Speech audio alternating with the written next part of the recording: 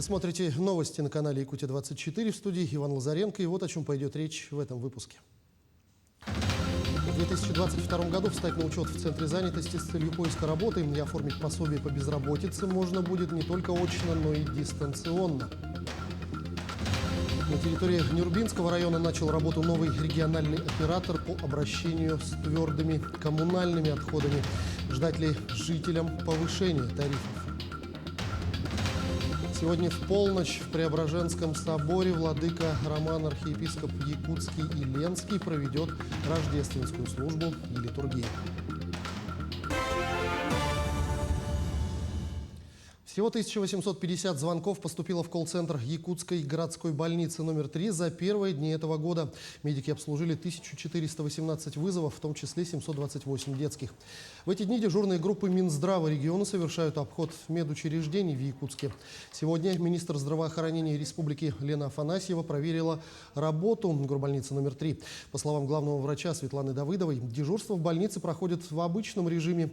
Кроме того, в Якутской городской больнице номер 3 продолжается вакцинальная кампания. За период с 31 декабря по 5 января в учреждении привились 143 человека.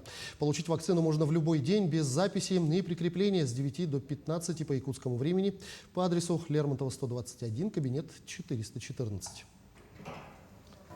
В 2022 году встать на учет в Центре занятости с целью поиска работы, оформить пособие по безработице и получать большинство услуг по содействию в трудоустройстве можно будет не только очно, но и дистанционно.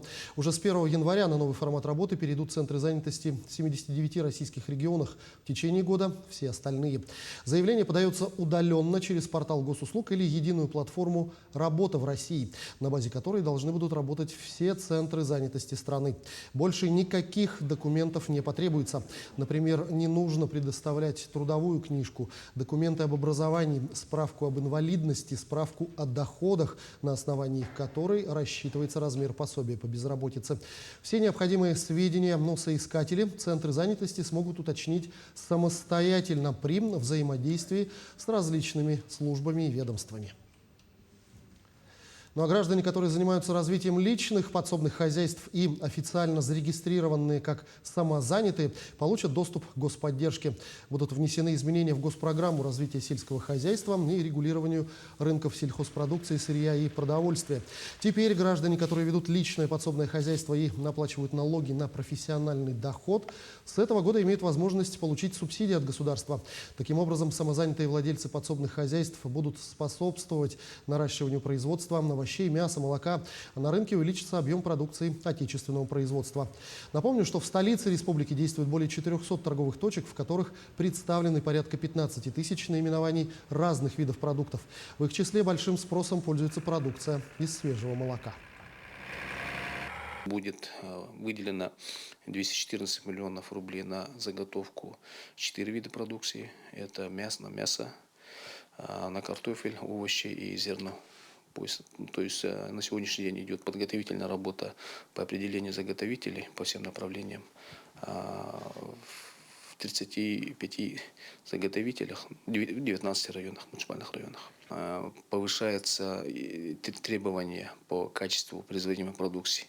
И на сегодняшний день стоит серьезная задача нам идти, то есть начать работу по модернизации объектов, оборудований в муниципальных районах в целом по заготовителям. С 3 января на территории Нюрбинского района начал работу новый региональный оператор по обращению с твердыми коммунальными отходами. Компания «Кировский угольный разрез».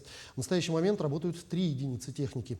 Жители надеются, что теперь ситуация по обращению с ТКО улучшится и прекратится муссорный коллапс в Нюрбе, который стал в последнее время самой наболевшей проблемой в городе. Несвоевременный вывоз твердых коммунальных отходов с площадок приводил к переполнению контейнеров, загрязнению территории и, как следствие, к нарушению прав граждан на благоприятную окружающую среду. В конце года Министерством жилищно-коммунального хозяйства и энергетики республики был проведен конкурс по отбору регионального оператора Нюрбинской зоны, по результатам которого и было подписано соглашение между МинЖКХ и энергетики и компанией «Кировский угольный разрез». На данный момент у нас имеется 57 точек сбора твердых коммунальных отходов. На данный момент мы еще мусоровозов не приобрели. Планируем в этом году уже приобрести, так как вот большегрузная техника очень затратная. Цены будут меняться тогда, когда мы защитим свой тариф. На данный момент мы работаем по тарифу Минского ЖКХ. Мы заключили соглашение с Минским ЖКХ, чтобы мы пока работали по их тарифам. Защита тарифа где-то требует около 2 месяцев. Ну, считаем, где-то с марта будет уже наш тариф. И к другим темам. В Нерюнгри прошла торжественная выписка детей, рожденных в первые дни 2022 года, года матери в республике. Семьям вручены памятные сертификаты «Дети столетия» на целевой капитал в размере 100 тысяч рублей. Ну и другие подарки от района. Продолжит тему Екатерина Павлова. Первый ребенок нового столетия в Нерюнгри появился в полдень 2 января 2022 года. Девочка София стала первенцем в семье Барута. София Барута Марковна. Вес у нее был 360. Такой вот. Она самая первая в 2022 году открыла год в Нерюнгри. Помогла Софии появиться на свет ее родная бабушка Наталья Барута, которая работает акушеркой в Нерюнгринском роддоме почти 30 лет. Долгожданная внучка наконец-то родилась, сама принимала. А так, конечно, дети каждый день рождаются, поэтому работаем на благо. Также сегодня сертификат в 100 тысяч вручили Марии и Леониду. В их семье также 2 января появился первенец – мальчик. Средства целевого капитала семьи смогут направить на различные цели на выбор. Разобраться со всеми нюансами им поможет социальная служба, которая настоятельно рекомендует оформить все меры поддержки до исполнения ребенку полугода. Екатерина Павлова, Вадим Барашков, Нерюнгри. Сотрудники отдела надзорной деятельности и профилактической работы по столице республики провели ряд мероприятий на объектах религиозного назначения. Мероприятия призваны предотвратить возникновение чрезвычайной ситуации в храмах и церквях. В ходе работы инспекторы государственного пожарного надзора провели со священнослужителями и прихожанами противопожарные инструктажи, указали на возможные нарушения правил пожарной безопасности. Также они продемонстрировали, как пользоваться огнетушителем и напомнили о том, что в период нахождения в храмах большого количества людей должны быть усилены меры пожарной безопасности. Рождественский сочельник отмечают сегодня православные христиане в канун одного из главных христианских праздников – Рождества Христова. На протяжении всего дня во всех храмах республики проходят литургии. Сегодня в полночь в Преображенском соборе владыка Роман архиепископ Якутский и Ленский проведет рождественскую службу и литургию.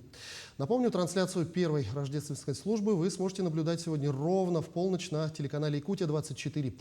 Ну а подробнее о значении и христианских обрядах сочельника расскажет Марфирина Алексеева. Канун Рождества Христова – сочельник, праздник, когда христиане замирают в ожидании чуда Рождества Христова. Сегодня последний день самого строгого 40-дневного рождественского поста, который верующие держат с конца ноября. Уже после сегодняшней службы можно съесть пшеничный или рисовый отвар с медом и фруктами – сочень. Отсюда и название «сочельник».